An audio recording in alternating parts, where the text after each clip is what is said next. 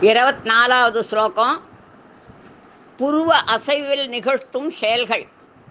ஜகத் சுத்தே தாதா ஹரிரவதி ருத்ரக்ஷபயதே திரஸ்குர்வன் நேத ஸ்வமபி வபுரீசஸ்திரயதி சதா பூர்வா சர்வம் தததி ஹருணன்னாதி சசிவ தவாஜ்ஞாமாலம்ய க்ஷணசலிதயோ பூர்லதிகயோ.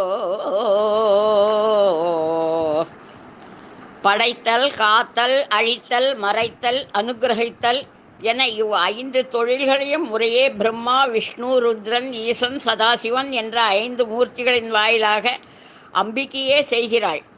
படைத்தல், காத்தல், அழித்தலை செய்யும் பிரம்மா, விஷ்ணு, ருத்ரன் ஆகியோரை ஈசன் தன்னுள் அடக்கிக் கொண்டு தனது உருவினையும் மறைத்து கொள்கிறார். சதா என்ற சக்தியோடு இணைந்திருக்கும் சிவமூர்த்தியானவர் தேவியின் கொடி போன்ற புருவங்களின் அசைவினால் தெரிவித்த உத்தரவினை முன்னிட்டு ஒரு நொடி பொழுதும் மீண்டும் இந்த மூர்த்திகளை உருவாக்கி அருள்பாலிக்கின்றாள் என்பது பாடலின் அர்த்தம்.